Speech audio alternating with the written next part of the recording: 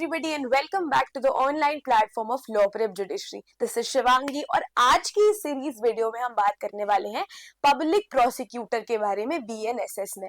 जैसा कि हमको पता है पब्लिक प्रोसिक्यूटर को अक्सर अपन गेट कीपर भी कहते हैं क्रिमिनल जस्टिस सिस्टम का, क्योंकि जो क्राइम है वो इंडिविजुअल के अगेंस्ट ना होकर पूरी सोसाइटी के अगेंस्ट होता है, राइट। तो विक्टिम की राइट्स को प्रोटेक्ट करने के लिए, विक्टिम्स को डिफेंड करने के लिए यहाँ पे पब्लिक प्रोसिक्यूटर का रोल बहुत इंपॉर्टेंट माना जाता है, राइट। तो इसलिए हमारे लिए पब्लिक प्रोसिक्यूटर को पढ़ना बहुत इंपॉर्टेंट है। Also for exam point of view जो सारे प्रोविजंस है पीपीके, एपीपी के, स्पेशल पब्लिक प्रोसिक्यूटर के, वो आपसे एग्जाम्स में, प्रीलिम्स में और मेंस में काफी पूछे जाते हैं, राइट। और क्योंकि अब चेंज हो गया है, सीआरपीसी से बीएनएसएस आ गया है, तो हमारे दिमाग में 24, 25 और 25A डला हुआ है, राइट। तो उसको निकाल के हम फिट करने की कोशिश करेंगे 18, 19 और 20 को, ठीक है। अब आगे बढ़ने से पहले आप लोग के लिए दो केस लॉ यहाँ पे बहुत इंपॉर्टेंट होते हैं, राइट, क्योंकि जनरली हमको पूछ लेते हैं कि क्या होता है रोल पब्लिक प्रोसिक्यूटर का, राइट। तो अब इसमें बहुत कुछ लिखने और पढ़ने की जरूरत नहीं है, पर बेसिक पीपी का रोल आपको पता होना चाहिए, ठीक है। तो आगे बढ़ने से पहले रोल पे ये ध्यान रखो पीपी डिफाइन कहाँ पे है। अक्सर लोग ये गलती कर देते हैं कि जब जहां पे आपको एग्जाम में पूछते हैं कि where is public prosecutor define, तो पहले जब सीआरपीसी था तो वहां पे आप लोग 24 पे टिक करके आते थे, पर डिफाइन कहाँ होगा, डेफिनेशन क्लॉज में डिफाइन होगा, ठीक है। इस बात का ध्यान रखेंगे। तो अब कहाँ डिफाइंड है बीएनएसएस में, 2 क्लॉज V में हमको देखने को मिलता है पब्लिक प्रोसिक्यूटर। क्या कहता है ये कि पब्लिक प्रोसिक्यूटर मतलब कोई भी पर्सन जिसको हम धारा 18 में, सेक्शन 18 में अपॉइंट करते हैं, और इसके अंदर क्या इंक्लूड होता है, वो व्यक्ति भी, वो पर्सन भी जो पीपी के डायरेक्शन के अंदर काम करता है, any person acting under the directions of a public prosecutor. तो आई होप 2V, तो जब भी आपको पूछे, देखो साथ में ये भी देख लो कि आंसर लिखना कैसे। जब भी पूछते हैं कि रोल बताओ पीपी का, या पीपी कहाँ डिफाइंड है, कौन पीपी को अपॉइंट करता है, एसपीपी कौन होता है, तो आप लिख सकते हो इंट्रो में कि भाई 2V जो है बीएनएसएस को बताते हैं कि पीपी का भाई डेफिनेशन क्या होती है, कोई भी पर्सन जिसको सेक्शन नंबर 18 के अंदर अपॉइंट करते हैं, एंड इंक्लूड्स उसके अंदर और कौन सा पर्सन आता है जो उसके डायरेक्शन के अंदर काम कर रहा है, जो उसके अंडर काम कर रहा है, वो भी यहाँ पे पीपी की डेफिनेशन में आएगा। अब वही एडिशनल पीपी और एसपीपी सब इसके अंदर आते हैं, ठीक है। तो अब आती है बात रोल ऑफ पब्लिक प्रोसिक्यूटर की, राइट। तो सुप्रीम कोर्ट ने क्या किया, ये बहुत लैंडमार्क केस लॉ है, Siddharth Vashishtha versus Manu Sharma versus state, generally इसे हम कहते हैं Manu Sharma versus state of Delhi 2010 का केस लॉ, राइट। तो सुप्रीम कोर्ट ने इसमें बताया कि रोल क्या होता है पब्लिक प्रोसिक्यूटर का। सबसे पहले क्योंकि मैंने आपको बताया कि क्राइम जो होता है वो इंडिविजुअल के अगेंस्ट ना होकर पूरे स्टेट के अगेंस्ट होता है, ठीक है। तो सबसे पहले आप क्या एक्सपेक्ट करोगे एक लोक अभियोजक से, एक पीपी से, कि भाई वो इम्पार्शियली पूरे ट्रायल करे, है ना। सबसे पहले ड्यूटी क्या है उसकी कि वो इम्पार्शियल रहे, वो फेयर रहे, पूरा प्रोसेस जो है वो फेयर हो उसके अंदर, और इंटेग्रिटी मेंटेन करे, राइट। तो पब्लिक प्रोसिक्यूटर से क्या एक्सपेक्ट करते हो, क्या उम्मीद है कि पूरा वो जो भी अपने हिसाब से करेगा ट्रायल वो इम्पार्शियल होना चाहिए, ठीक है। इसके बाद सिंपल दूसरा क्या है कि फेयर प्ले होना चाहिए, उसकी ड्यूटी है कि फेयर प्ले हो। दूसरा क्या, जो भी उसे लग रहा है रेलेवेंट फैक्ट्स है कोर्ट के सामने लाने चाहिए जिससे केस में मदद होगी विक्टिम की, वो सारे फैक्ट्स वो कोर्ट के सामने पेश करे, ये भी इंपॉर्टेंट है। जो उसे लग रहा है इंपॉर्टेंट है, जिससे विक्टिम को ऑफकोर्स उसकी राइट मिलेगी, वो उसे कंसील नहीं करना है, वो उसे बताना पड़ेगा। Should not conceal any benefit, कोई भी बेनिफिट, कोई भी राइट, कोई भी जो ऐसा फैक्ट है जो विक्टिम को हेल्प करेगा, वो उसे कंसील नहीं करना चाहिए, ठीक है। इस बात का ध्यान रखना है।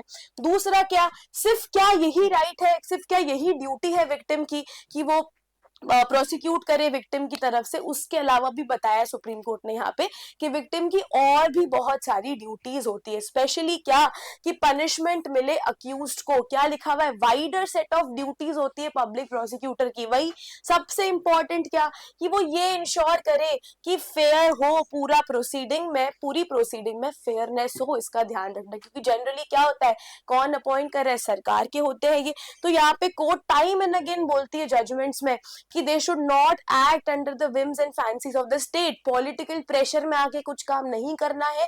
हमेशा उनका सोल इंटेंशन क्या होना चाहिए कि सारा जो काम हो रहा है वो विक्टिम के फेवर में हो। उनका ये ड्यूटी है कि वो जहां तक पॉसिबल है पनिश करवाए अक्यूज्ड पर्सन को, इसका ध्यान रखना, ठीक है। फिर देखो एक और इंपॉर्टेंट केस लो, Zahira Habibullah Sheikh versus state of Gujarat 2006। इसको जनरली हम बहुत फेमस बेकरी केस के नाम से भी जानते हैं, राइट। तो इसमें सुप्रीम कोर्ट ने पीपी के लिए बोला कि भाई यहाँ पे पीपी की जो ड्यूटी है कि वो फेयरली प्रेजेंट करे अपने विक्टिम को, फेयरली प्रेजेंट करे अपने क्लाइंट को, वो उसमें बिल्कुल असमर्थ रहा, उसने बिल्कुल भी अपनी ड्यूटी प्रॉपर्ली नहीं करी, ठीक है। तो यहाँ पे कोर्ट ने बोला ऐसा लग रहा है कि पीपी ज्यादा डिफेंस का काउंसिल है बल्कि विक्टिम का काउंसिल बनसे, राइट। तो यहाँ पे फिर सुप्रीम कोर्ट ने ऐसा बोला कि भाई पीपी के ऊपर ये ड्यूटी है कि वो क्या करे कि वो विक्टिम के लिए लड़े, ना कि डिफेंस का लॉयर बन जाए, ठीक है ना, कोई पॉलिटिकल प्रेशर में आके कुछ काम ना करे। तो I hope role of PP आपको अब क्लियर है, राइट। तो अब बढ़ते हैं अपन प्रोविजंस के अंडर की कहां दे रखे हैं प्रोविजन पब्लिक प्रोसिक्यूटर के बीएनएसएस में। याद करो अभी देखा अपन ने 2V, तो 2V के अंदर क्या लिखा हुआ है कि पब्लिक प्रोसिक्यूटर मतलब कौन, who is appointed under section number 18 of BNSS, और इंक्लूड्स क्या, वो सारे पर्सन जो उसके अंडर उसके डायरेक्शंस में काम कर रहे हैं, राइट। तो अब सेक्शन नंबर 18 के ऊपर क्या कहता है पब्लिक प्रोसिक्यूटर, ठीक है। तो पहला देखो, हर एक हाई कोर्ट के लिए, हर एक हाई कोर्ट के लिए कौन अपॉइंट करेगा, सेंट्रल गवर्नमेंट या फिर स्टेट गवर्नमेंट, हर एक हाई कोर्ट के लिए, ठीक है। अगर मान लो जब ट्रायल हाई कोर्ट में हो रहा है, जब कोई proceeding criminal proceeding high court में चल रही है, तो कौन करेगा प्रोसिक्यूशन, पब्लिक प्रोसिक्यूटर करेगा, राइट। तो हर एक हाई कोर्ट के लिए सेंट्रल गवर्नमेंट या फिर स्टेट गवर्नमेंट क्या करेगी, shall appoint a public prosecutor, but कैसे, पहले कंसल्ट करना पड़ेगा उस पर्टिकुलर एरिया के हाई कोर्ट से, पर्टिकुलर स्टेट के हाई कोर्ट से, ठीक है। तो इस बात का ध्यान रखना, ये मैंने इसलिए आपको चार्ट फॉर्म में दिया ताकि आप लोग प्री में इन बातों को ना भूले, राइट। तो सबसे पहले क्या, for every high court central government या फिर स्टेट गवर्नमेंट क्या करेगी, after consultation with the high court shall appoint. अब देखो यहाँ पे दो वर्ड दिख रहे हैं, एक है शैल अपॉइंट, तो मतलब पीपी कौन होगा, एक पर्सन होगा, shall appoint a public prosecutor, ठीक है। तो ये तो ड्यूटी है कि ये अपॉइंट करना ही पड़ेगा, और चाहे तो क्या कर सकती है, एपीपी एडिशनल पब्लिक प्रोसिक्यूटर भी अपॉइंट कर सकती है, इसका ध्यान रखना। अब क्या एडिशनल पब्लिक प्रोसिक्यूटर अपॉइंट करने की ड्यूटी है क्या, करना ही पड़ेगा, मैंडेटरी है नहीं। यहाँ पे क्या लिखा हुआ है, मे अपॉइंट वन और मोर, चाहे तो एक चाहे दो चार जितने लग रहे हैं उतने एपीपी अपॉइंट कर सकती है, ठीक है। तो ये शैल और मे का फर्क मत भूलना, ठीक है। शैल मतलब क्या, करना पड़ेगा, मैंडेटरी है। मे मतलब क्या, डिस्क्रिशन है गवर्नमेंट का, चाहे तो लग रहा है तो करो, नहीं तो कोई बात नहीं, जाने दो, ठीक है। अब ऑफ कोर्स पर्पस क्या है, क्यों अपॉइंट कर रहे हो आप हाई कोर्ट के अंदर पीपी, ताकि वही प्रोसीडिंग, प्रोसिक्यूशन का मतलब क्या, रिप्रेजेंट करना अपने क्लाइंट को, प्रोसीडिंग करना, ठीक है। तो यहाँ पे ऑफ कोर्स पर्पस क्या है हाई कोर्ट में अपॉइंट करने की, क्यों प्रोसीडिंग करे, जो भी मामले हाई कोर्ट के अंदर आ रहे क्रिमिनल मैटर्स, कोई भी अपील है तो अपील के लिए भी प्रोसिक्यूट करे, या फिर कोई भी एक्सवाइजेड प्रोसीडिंग है अदर प्रोसीडिंग, तो उसके लिए भी वो किसके बिहाफ पे, सेंट्रल गवर्नमेंट और स्टेट गवर्नमेंट के बिहाफ पे क्या करे, कंडक्ट करे कोई भी प्रोसीडिंग, अपील या फिर कोई भी अदर प्रोसीडिंग, इस बात का ध्यान रखना, ठीक है। अब यहाँ पे देखो एक और चीज क्या इंक्लूड कर दी है, for NCT national capital territory of Delhi कौन अपॉइंट करेगा, ये आपसे पूछ सकते हैं, जो पहले नहीं लिखा हुआ था, तो कौन अपॉइंट करेगा, सेंट्रल गवर्नमेंट करेगी, वही किससे कंसल्टेशन के बाद में, हाई कोर्ट ऑफ दिल्ली से कंसल्टेशन के बाद में, तो इसका भी ध्यान रखना, ठीक है। अब यहाँ पे भी है शैल अपॉइंट, ठीक है, करना ही पड़ेगा। अब देखो दूसरा क्या, central government may also appoint, ठीक है। अब डिस्ट्रिक्ट, एक तो अपन ने क्या देखा हाई कोर्ट के लिए अपॉइंट किया, राइट। अब सेंट्रल गवर्नमेंट क्या कर सकती है, चाहे तो may also appoint public prosecutor, कहाँ के लिए, डिस्ट्रिक्ट या फिर लोकल एरिया के लिए, चाहे तो सेंट्रल गवर्नमेंट करे, वरना कोई बात नहीं। अब आ जाओ, ये तो अपन ने पढ़ा हाई कोर्ट के लिए, ठीक है। अब जब डिस्ट्रिक्ट की बात करेंगे तब कौन अपॉइंट करेगा पीपी, स्टेट गवर्नमेंट करेगी। ये भी सवाल प्री के लिए बनता है कि डिस्ट्रिक्ट के लिए कौन अपॉइंट करेगा, तो स्टेट गवर्नमेंट शैल अपॉइंट, वही वर्ड क्या है, शैल अपॉइंट पीपी, और लग रहा है तो एपीपी को भी अपॉइंट, इसलिए लिखा हुआ है शैल और यहाँ पे लिखा हुआ है मे, इन बातों का ध्यान रखना, ठीक है। अब सबसे इंपॉर्टेंट बात आती है जहां पे काफी कंफ्यूजन होता है लोगों को, क्योंकि देखने को मिलता है एक वर्ड होता है कि पैनल, जो पैनल प्रिपेयर किया है डीएम ने, या तो वहां से लेंगे या फिर जो ऑलरेडी कैडर बना हुआ है रेगुलर कैडर, वहां से अपॉइंट करोगे। तो देखो फर्क क्या होता है, पहला क्या, जनरली यहाँ पे क्लॉज 4 में लिखा हुआ है कि जो भी पीपी को आप अपॉइंट करते हो तो आप कब अपॉइंट करोगे, जब उसका नाम जो है वो पैनल में होना चाहिए, ठीक है। जो अच्छा पैनल कौन बनाएगा, पहले इंपॉर्टेंट इंपॉर्टेंट चीज देख लो, पैनल कौन बनाएगा, डिस्ट्रिक्ट मजिस्ट्रेट यहाँ पे पैनल बनाने वाला है, ठीक है। तो क्या लिखा हुआ है, no PP shall be appointed unless, कब तक, जब तक उसका नाम जो है वो पैनल में ना हो, जो पैनल प्रिपेयर किया है डिस्ट्रिक्ट मजिस्ट्रेट ने, ठीक है। अब पैनल पहले देखो प्रिपेयर होता कैसे है, डीएम प्रिपेयर करता है, कंसल्टेशन लेना पड़ेगा, क्या खुद से कर रहा है, नहीं, पहले कंसल्ट करेगा सेशन जज से, उसके बाद में पैनल को प्रिपेयर करेगा। अब क्या लग रहा है, डीएम को लग रहा है कि हमें ऐसा लगता है कि ये 1 2 3 4 लोग हैं जो पैनल में हम उनका नाम रख रहे हैं, जो हमें लग रहा है कि सही है, प्रॉपर फिट है पीपी बनने के लिए, तो वहां से आप पीपी को अपॉइंट कर लोगे, ठीक है। बट अगर मान लो कोई रेगुलर कैडर बन रखा है प्रोसिक्यूटिंग ऑफिसर का, तो मतलब कैडर के अंदर कौन से लोग हैं, प्रोसिक्यूटिंग ऑफिसर, मतलब कि कैडर के अंदर वो लोग होते हैं जो ऑलरेडी पब्लिक प्रोसिक्यूटर होते हैं, या फिर जो एपीपी असिस्टेंट पब्लिक प्रोसिक्यूटर होते हैं और जो आगे प्रमोशन के लिए एलिजिबल होते हैं कि वो प्रमोट होके पीपी बन सकते हैं, तो उनका एक रेगुलर कैडर एग्जिस्ट करता है। तो लग रहा है कि पैनल में से पॉसिबल नहीं है बनाना, तो रेगुलर कैडर अगर ऑलरेडी बना हुआ है, if regular cadre of PO exist, तो फिर कहां से बनाएंगे अपन, रेगुलर कैडर में से ही बनाने वाले हैं अपन पीपी को भी, इसका ध्यान रखना। I hope it is clear, ठीक है। एक बार दोबारा रिपीट कर देती हूँ शॉर्ट में। जनरली क्या होता है, डीएम प्रिपेयर करता है एक पैनल को, ठीक है। पैनल में उन लोग का नाम होता है जो उसे लगता है कंसल्टेशन करने के बाद में जज से कि भाई ये लोग फिट है पीपी बनने के लिए, ठीक है। हाउएवर बट अगर क्या ऑलरेडी बन रखा है, रेगुलर कैडर बन रखा है प्रोसिक्यूटिंग ऑफिसर का, अगर आप बेराट खोलोगे तो वहां पे आपको मिलेगा एक्सप्लेनेशन, जहां पे लिखा हुआ है कि भाई कैडर मतलब क्या, प्रोसिक्यूटिंग ऑफिसर मतलब क्या, कि मतलब वो कि जो ऑलरेडी पीपी है, जो ऑलरेडी पीपी होते हैं, या फिर ऐसे असिस्टेंट पब्लिक प्रोसिक्यूटर जो एलिजिबल होते हैं प्रमोशन के लिए, जो प्रमोट होके फिर पीपी बन सकते हैं, तो उन लोग का कैडर अगर एग्जिस्ट करता है तो फिर वहां से आप अपॉइंट करोगे, इसका ध्यान रखना, ठीक है। ओके चलो अब आओ प्रोवाइजो के अंदर। प्रोवाइडेड दैट वही कोई सूटेबल कैंडिडेट नहीं लग रहा है आपको कैडर के अंदर, तो फिर वापस कहां चले जाओगे, आप पैनल पे चले जाओगे जो डीएम ने प्रिपेयर किया, ठीक है। आई होप इसमें कोई कंफ्यूजन नहीं होगा आपको, ठीक है।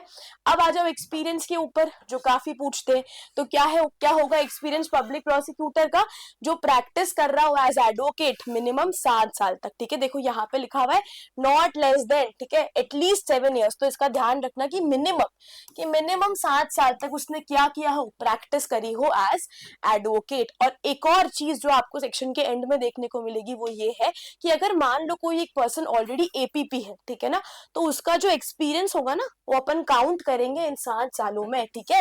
एज एडवोकेट एक्सपीरियंस उनका काउंट होगा, 7 सालों में अपन इंक्लूड करेंगे, ठीक है। अब आ जाओ एक और इंपॉर्टेंट टर्म जो कि है appointment of special public prosecutor, ठीक है। सेक्शन 18 क्लॉज 8, तो इसका भी ध्यान रखना, जो पहले 24 क्लॉज 8 था अब वो 18 क्लॉज 8 है, तो ये आपको डायरेक्टली भी पूछ सकते हैं कि एसपीपी कहां पे अपॉइंट होगा, कहां प्रोविजन दिए हुए हैं, तो 18 क्लॉज 8 के अंदर उसके प्रोविजंस देखने को मिलेंगे, ठीक है। अब वही क्या पर्पस है, अब स्पेशल है तो कोई पर्टिकुलर क्लास ऑफ केस के लिए इसको अपॉइंट किया गया, तो इसलिए यहाँ पे इसका ध्यान रखना। पर्पस क्या है, पर्पस ऑफ एनी केस या फिर क्लास ऑफ केसेस, कोई पर्टिकुलर केस के लिए आप एसपीपी को अपॉइंट कर सकते हो, ठीक है। अब वही आती एक्सपीरियंस की बात, तो क्या होगा, minimum 10 years as a practising advocate, उसको मिनिमम 10 साल हो जाने चाहिए, तो इसका ध्यान रखना, ठीक है।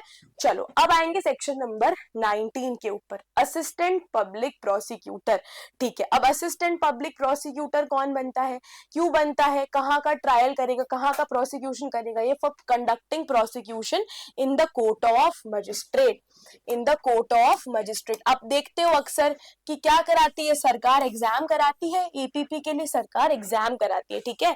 तो देखो दो, इसमें कंफ्यूज मत होना कभी, अगर आपने देखा होगा जो ऑलरेडी एपीपी बन रखे हैं जो बिना एग्जाम के बन, ठीक है, जो एग्जाम के बिना यहाँ पे एपीपी बन चुके, एपीपी कौन से, असिस्टेंट, एडिशनल नहीं, आप किसकी बात कर रहे हैं, असिस्टेंट पीपी की बात कर रहे हैं, ठीक है। तो वो उसका मतलब तो क्या हुआ कि अगर मान लो सरकार बदली तो आप उनको भी बदल सकते हो, पर जो एग्जाम देके यहाँ पे होते हैं ना, सिलेक्ट होते हैं ना, वो हमेशा फिर एपीपी रहेंगे ना। इस बात का ध्यान रखना, बहुत जनरल सी बात है पर इस बात का ध्यान रखना, ठीक है। तो अब ये कहाँ करते हैं प्रोसिक्यूशन, क्यों करते हैं इनको अपॉइंट, नीचे वाले ट्रायल कोर्ट्स में, कोर्ट ऑफ मजिस्ट्रेट के लिए इनको यहाँ पे अपॉइंट करते हैं, ठीक है। अब अपॉइंट कर कौन रहा है, स्टेट गवर्नमेंट अपॉइंट कर रही है, शैल अपॉइंट, तो स्टेट गवर्नमेंट तो अपॉइंट करेगी, ड्यूटी है, करना ही पड़ेगा। पर अगर चाहे तो सेंट्रल गवर्नमेंट भी एपीपी अपॉइंट कर सकती है, इसका ध्यान रखना। Central government may also appoint additional assistant public prosecutor, ठीक है। अब देखो ये इंपॉर्टेंट बात, जहां पे कोई एपीपी अवेलेबल नहीं है, देखो ये इंपॉर्टेंट है, इसका ध्यान रखना। क्या लिखा हुआ है, जहां पे कोई एपीपी अवेलेबल नहीं है तो क्या होगा, डिस्ट्रिक्ट मजिस्ट्रेट में, डिस्ट्रिक्ट मजिस्ट्रेट में अपॉइंट एन एपीपी।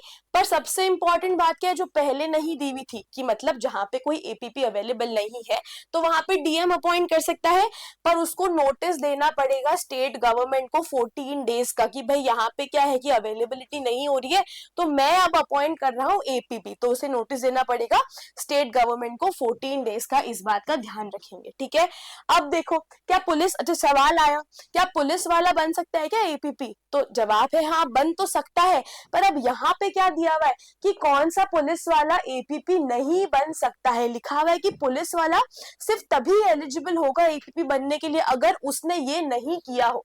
तो पहला तो क्या वो नहीं होना चाहिए, जो केस चल रहा है ना, जिसके लिए अभियुक्त जो आया है, पूरा प्रोसिक्यूशन चल रहा है, उस केस में उस पुलिस वाले ने इन्वेस्टिगेशन नहीं किया होना चाहिए। अगर वही पुलिस वाला इन्वेस्टिगेटिंग ऑफिसर है तो कभी भी उस मामले में वो एपीपी नहीं बनेगा। तो क्या if he has not taken part in the investigation into the offense with respect to which the accused is being prosecuted, of course अगर वही आईओ है तो फिर उस केस के अंदर तो फिर वो एपीपी नहीं बन सकता है, ठीक है, इस बात का ध्यान रखना। और एक और मैंडेटरी चीज क्या है, वो कम से कम इंस्पेक्टर की रैंक से तो ऊपर होना चाहिए, if is not below the rank of inspector, अगर इंस्पेक्टर रैंक से नीचे है तो फिर वो एपीपी नहीं बन सकता है सेक्शन नंबर 19 के अकॉर्डिंग, ठीक है। तो इन दो बातों का भी स्पेशल ध्यान रखना, राइट। अब आ जाओ एक और इंपॉर्टेंट चीज पे, जो कि है section number 20, directorate of prosecution, जो पहले सीआरपीसी में 25A थी। अब सबसे अच्छी बात क्या हुई है कि आप लोग को अलग से अमेंडमेंट का ईयर क्या है, 2005 2009 वो याद रखने की जरूरत नहीं है बीएनएसएस में, राइट। तो अब इनका क्या रोल होता है, ये बेसिकली क्या करते हैं, ये पूरे क्रिमिनल जस्टिस सिस्टम को, कि क्या प्रोसिक्यूशन हो रहा है, मॉनिटर करते कि पुलिस कैसे इन्वेस्टिगेशन कर रही है। तो बेसिकली अथॉरिटी है, जो मॉनिटरिंग अथॉरिटी है, जो देखते हैं कि पीपी अपना काम कर रहे हैं या नहीं कर रहे हैं, पुलिस वाले अपना काम कर रहे हैं या नहीं कर रहे हैं, ठीक है। तो इनकी ये मॉनिटरिंग अथॉरिटी इनके पास में होती है, डायरेक्टोरेट ऑफ प्रोसिक्यूशन के पास में, ठीक है। तो वही सवाल आया, इनको बनाता कौन है, स्टैब्लिश कौन करता है, तो स्टेट गवर्नमेंट इनको स्टैब्लिश करती है। क्वेश्चन नंबर 1 कि हु स्टैब्लिशेस डीओपी, तो स्टेट गवर्नमेंट स्टैब्लिश करती है, ठीक है। अब वही बात है, स्टेट में भी होता है और डिस्ट्रिक्ट में भी होता है, राइट। तो पहले क्या, डायरेक्टोरेट ऑफ प्रोसिक्यूशन स्टेट में, डायरेक्टोरेट ऑफ प्रोसिक्यूशन स्टेट में, ठीक है। तो कौन करेगा, डायरेक्टर ऑफ प्रोसिक्यूशन और DDP, deputy director of prosecution. तो स्टेट गवर्नमेंट चाहे तो किसी भी स्टेट के अंदर क्या बनाएगी, एक डायरेक्टर ऑफ प्रोसिक्यूशन, और लग रहा है तो एज मेनी 2-4 कितने भी डेप्यूटी डायरेक्टर ऑफ प्रोसिक्यूशन बना सकती है, ठीक है। और वहीं अगर अपन डिस्ट्रिक्ट की बात करें तो स्टैब्लिश तो कौन कर रहा है, स्टेट गवर्नमेंट कर रही है, वही कौन होगा यहाँ पे, deputy directorate of prosecution as many, और एक कौन होगा, एडिशनल डायरेक्टर ऑफ प्रोसिक्यूशन, इसका ध्यान रखना, असिस्टेंट डायरेक्टर ऑफ प्रोसिक्यूशन, इसका ध्यान रखना, ठीक है। अब देखो इनकी एलिजिबिलिटी क्या होगी, अगर अपन बात करें डायरेक्टर ऑफ प्रोसिक्यूशन की, देखो ये मैंने इसलिए आपको चार्ट फॉर्मेट में दिया है ताकि आप लोग प्री के सवाल कभी गलत आपके ना हो और क्विकली आप हर चीज को रिवाइज कर पाए, ठीक है। तो अब इनकी एलिजिबिलिटी क्या होगी, जो डायरेक्टर ऑफ प्रोसिक्यूशन है, डीओपी कहूंगी मैं अब आगे वीडियो में, तो क्या कि वो प्रैक्टिसिंग एडवोकेट होना चाहिए for not less than 15 years. अब इसका ध्यान इसलिए भी रखना है क्योंकि जब अपन कंपैरिजन स्टडी करते हैं सीआरपीसी और बीएनएसएस की, तो यहाँ पे इसके एक्सपीरियंस ईयर को बढ़ा दिया गया है, इसका ध्यान रखना, 15 साल कर दिया है। किसका एक्सपीरियंस ईयर है ये, डायरेक्टर ऑफ प्रोसिक्यूशन का, कि पहला तो कि भाई क्या या तो प्रैक्टिस करेगा as an advocate for not less than 15 years, इसका ध्यान रखना, या फिर क्या कि वो एक सेशन जज, अब ये नया ऐड किया है, इसका ध्यान रखना कि या तो क्या वो एक सेशन जज होना चाहिए, इज अ सेशन जज, या फिर हैज बीन अ सेशन जज, या तो किसी टाइम में वो सेशन जज रहा हो, ठीक है ना। तो इन तीनों बातों का ध्यान रखना। अब अगर अपन बात करें डीडीपी की, डेप्यूटी की, तो इसकी भी same as it is qualification आपको देखने को मिलेंगे जो कि डीओपी के, ठीक है। अब आ जाओ असिस्टेंट डायरेक्टर ऑफ प्रोसिक्यूशन में, तो इसका कितना होना चाहिए प्रैक्टिसिंग एडवोकेट का ईयर, 7 इयर्स। और अब देखो इसमें ध्यान रखना, या तो 7 साल या फिर जो जुडिशियल मजिस्ट्रेट फर्स्ट क्लास रहा हो, हैज बीन। अब यहाँ पे नहीं लिखा है इज, है ना, वर्तमान में है, प्रेजेंट में है, ये नहीं लिखा है। या तो क्या, या तो सेशन जज है या फिर था। अब यहाँ पे क्या है, 7 साल या फिर वो कभी जुडिशियल मजिस्ट्रेट फर्स्ट क्लास था, हैज बीन, ठीक है। तो इसका ध्यान रखना। अब और इम्पोर्टेंट बात जो आपको काफी बार एग्जाम में पूछते हैं, इसको हेड कौन करेगा, है ना, कौन हेड करता है इस डायरेक्टोरेट को, तो कौन हेड करेगा, डायरेक्टर ऑफ प्रोसिक्यूशन इसको हेड करता है, इसका ध्यान रखना। और किसके कंट्रोल में आएगा ये पूरा डिपार्टमेंट, ये आएगा administrative control of department, home department in the state. ये सवाल काफी बार आपसे एग्जाम में पूछ लिया जाता है कि किसके कंट्रोल में आएगा, तो ये कंट्रोल में आएगा होम डिपार्टमेंट ऑफ स्टेट के, इस बात का भी ध्यान रखना, ठीक है। अब आओ सबऑर्डिनेशन की बात की, किसका सबऑर्डिनेट कौन होगा, किसका कंट्रोल किसके ऊपर होगा। तो पहले अपन बात कर रहे हैं कि अगर मान लो कोई पर्सन क्या है, डेप्यूटी डायरेक्टर ऑफ प्रोसिक्यूशन, तो किसके सबऑर्डिनेशन में होगा, इसके ऊपर कंट्रोल किसका होगा, डायरेक्टर ऑफ प्रोसिक्यूशन का। सिंपल सी बात है। तो डीडीपी किसके अंडर होगा, डीओपी के अंडर होगा, ठीक है। और ऑन दी अदर हैंड अगर अपन बात करें किसकी, एडीपी की, असिस्टेंट डायरेक्टर की, तो किसके कंट्रोल में होगा वो, डेप्यूटी डायरेक्टर ऑफ प्रोसिक्यूशन के। तो बहुत सिंपल सी बात है, इसको सबऑर्डिनेट कौन करेगा, डीओपी करेगा, इसको सबऑर्डिनेट कौन करेगा, डीडीपी करेगा। तो इसका ध्यान रखना, ठीक है। अब आओ नेक्स्ट में, अगर मान लो कोई पीपी है, एपीपी है या फिर एसपीपी है, किसके, सेक्शन नंबर 18 हाई कोर्ट के, ठीक है। तो अब ये किसके कंट्रोल में आएंगे, ठीक है, कौन करेगा इनको हेड, तो डायरेक्टर ऑफ प्रोसिक्यूशन करेगा, इसका ध्यान रखना, ठीक है। तो किसके सबऑर्डिनेट होंगे ये, डायरेक्टर ऑफ प्रोसिक्यूशन के सबऑर्डिनेट होंगे, इस बात का भी ध्यान रखना। कब, जब ये हाई कोर्ट वाले हो, ठीक है। पर अगर वही जब ये डिस्ट्रिक्ट कोर्ट, पीपी, एपीपी और असिस्टेंट पीपी कहां पे अपॉइंटेड है, डिस्ट्रिक्ट कोर्ट में, तो फिर किसके सबऑर्डिनेट होंगे ये, डेप्यूटी डायरेक्टर ऑफ प्रोसिक्यूशन या फिर असिस्टेंट डायरेक्टर ऑफ प्रोसिक्यूशन के, इसका ध्यान रखना। अगर हाई कोर्ट में अपॉइंटेड है तो कौन कंट्रोल करेगा, डीओपी। पर अगर डिस्ट्रिक्ट में है तो किसके सबऑर्डिनेट होंगे, या तो डीडीपी के या फिर एडीपी के, ठीक है, इसका ध्यान रखना। ये इंपॉर्टेंट है, प्री में पूछ लेंगे तो ये चार्ट आपको तब हेल्पफुल होगा, ठीक है। अब देखो फंक्शंस एंड पावर्स, क्या बताया था मैंने, बेसिक फंक्शन तो क्या होता है इनका कि ये क्या करते हैं, मॉनिटर करते हैं कि भाई प्रॉपरली पीपी अपना काम कर रहे हैं, क्या क्या चल रहा है ट्रायल प्रोसेस में, क्या पुलिस वाले अपना काम कर रहे हैं या नहीं कर रहे हैं। तो अब यहाँ पे क्या है, प्रॉपरली डिफाइन कर दिया है बीएनएसएस में सेक्शन नंबर 20 में कि क्या इनके फंक्शंस है और क्या इनकी पावर्स है, ठीक है। तो पहला क्या, डायरेक्टर ऑफ प्रोसिक्यूटर, क्या फंक्शन पावर है इसकी, मॉनिटर करेगा कौन से मामलों को जिसमें पनिशमेंट कितना है, कौन से मामलों को, उन ऑफेंसेस को जिनका पनिशमेंट कितना है, या तो 10 या 10 साल से ज्यादा, 10 या 10 साल से ज्यादा, या फिर लाइफ इम्प्रिजनमेंट या फिर डेथ, तो उन मामलों को मॉनिटर करेगा। अब क्यों क्यों यहाँ पे क्या पर्पज है ये करने का, कि भाई जल्दी एक्सपीडिएट प्रोसीडिंग हो, जितनी जल्दी हो सके उतनी जल्दी मामले को निपटाया जाए। और दूसरा क्या, कि अगर अपील फाइल करने का ऑप्शन है उस पर्सन के पास में, तो उसको बताया कि भाई आपके पास में अपील फाइल करने का भी ऑप्शन है। जब हमने पढ़ा था लेक्चर नंबर 1, तब देखा था हमने कि क्या पूरा पर्पज है लाने का नए क्रिमिनल लॉज को, कि जस्टिस जल्दी मिले, स्पीडी ट्रायल हो, है ना। तो यहाँ पे ये चीज इंश्योर हो रही है कि जो मामला है वो एक्सपीडिएटली हो, सारी प्रोसीडिंग जल्दी से जल्दी निपटाई जाए, ठीक है। अब और डीडीपी का क्या है फंक्शन और ड्यूटी, कि वो एग्जामिन करेगा, स्क्रूटिनाइज करेगा। किसको स्क्रूटिनाइज करेगा, जो भी पुलिस रिपोर्ट पुलिस वाले फाइल करते हैं उनको स्क्रूटिनाइज करेगा। क्योंकि वहां पे एक और पर्पस क्या है बीएनएसएस का, कि हमने पुलिस वाले के ऊपर जो मैंडेट्स है उनको और स्ट्रिक्ट कर दिया, ठीक है।